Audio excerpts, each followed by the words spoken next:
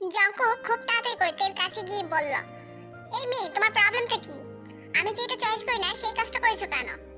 আমি চাই না কোনো মেয়ে মানুষ আমার জন্য রান্না করুক, আর আমি মেয়ে মানুষের রান্না খাই।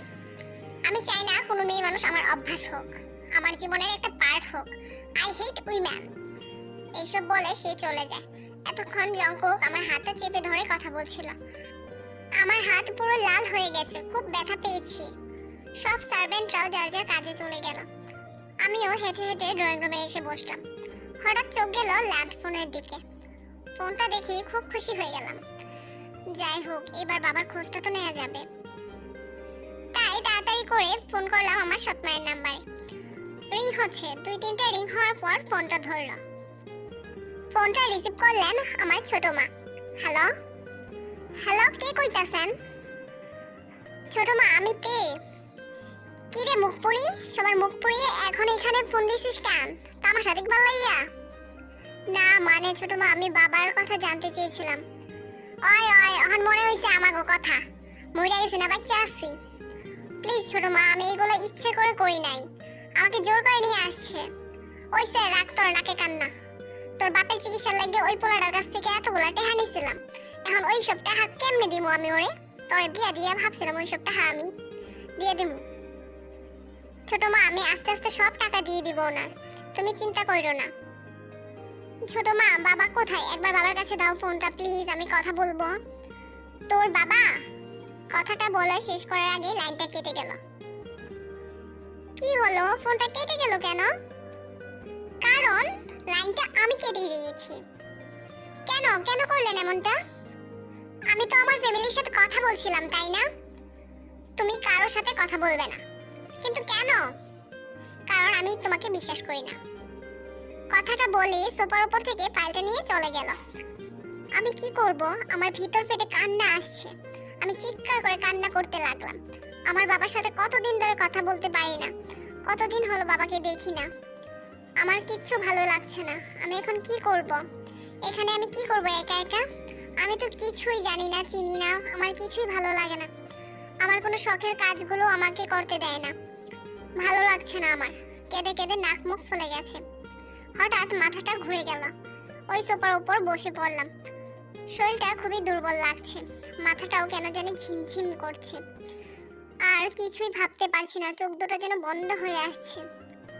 জঙ্কুক এতক্ষণ অফিসে বসে ল্যাপটপে দেখছিল তে কি করছে।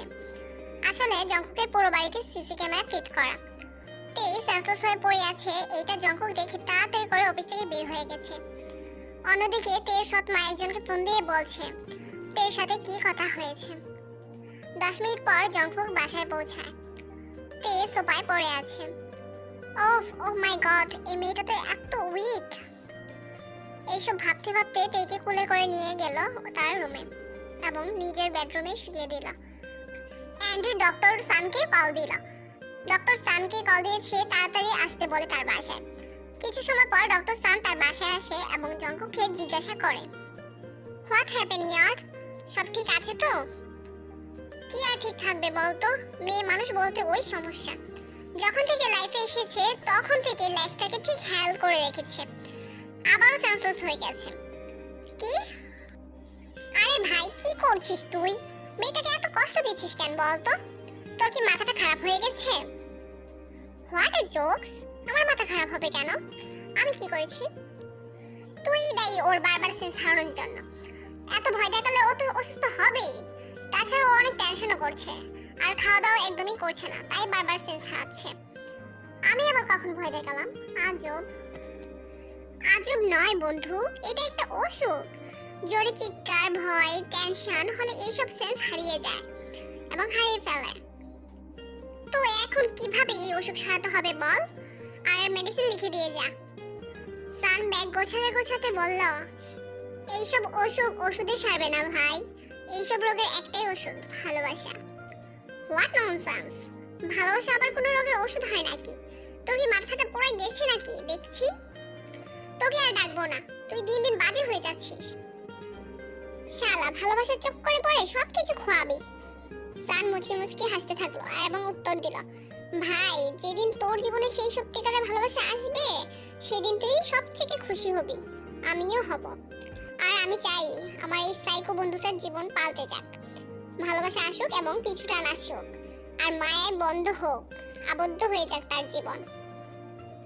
আর আবারও বলবো, আমার মনে হচ্ছে শেষ দিনটা খুব তাড়াতাড়ি আসবে। তাও কথা বলিস না তো, কখনো আসবে না সেই সময়। মেয়েটার মুখের দিকে তাকিয়ে দেখেছিস কখনো? আচ্ছা, আমি এই ওষুধটা পাল্টিয়ে দিচ্ছি, আর বাই। সানের কথা শুনে জঙ্কুক তের দিকে তাকালো একবার, আরো একটু কাছে গেল। ফর্সা মুখশ্রীর অধিকারী নিষ্পাপ একটা মেয়ে শুয়ে আছে। ফর্সা বললে ভুল হবে, যাকে বলে একদম হলদে ফর্সা, চাঁদের মতো রং, আর চেহারাটা খুবই মায়াবী, ছোট্ট বাচ্চাদের মতো কিউট। মেয়েটা লম্বায় 5 ফিট 4 হবে, এতটাও শুকনো না, বডিটা ফিট, চুলগুলো বেশ লম্বা আর ঘন কালো। প্রায় 25 মিনিট ধরে জঙ্কুক এক অপলক দৃষ্টিতে তাকিয়ে আছে তের দিকে। আয়নের কথায় তার ধ্যান ভাঙে। স্যার, ম্যামের মেডিসিন। জঙ্কুক এতদিনে আজকে তেকে ভালো করে খেয়াল করছে। মেডিসিনটা রেখে আর অফিসে যায়নি সে। তের জন্য স্যুপ বানাতে বলে সার্ভেন্টকে। মেয়েটার দিকে তাকিয়ে ভাবছি, আসলে কি আমি মেয়েটার সাথে খারাপ করছি? হয়তো আমি একজনের রাগ অন্যজনের উপর দেখাচ্ছি। কেন যে সবকিছু এলোমেলো হয়ে যাচ্ছে কিছুই বুঝতে পারছি না এই মুহূর্তে। একজন সার্ভেন্ট স্যুপ নিয়ে এলো। স্যুপটা আগে খাইয়ে দিই, তারপর মেডিসিনটা খাইয়ে দিলাম। তারপর তের মুখের দিকে একবার তাকিয়ে নিচে চলে এলাম ল্যাপটপ নিয়ে। কাজ করতে হবে। এই মেয়েটার দিকে বেশি তাকিয়ে থাকলে কেন যেন সমস্যা হচ্ছে আরো। আর তাকিয়ে থাকবো না, বেশি তাকিয়ে থাকলে কেন যেন মায়া চলে আসছে, বুঝতে পারছি না। বিকেলবেলা ঘুম ভাঙলো।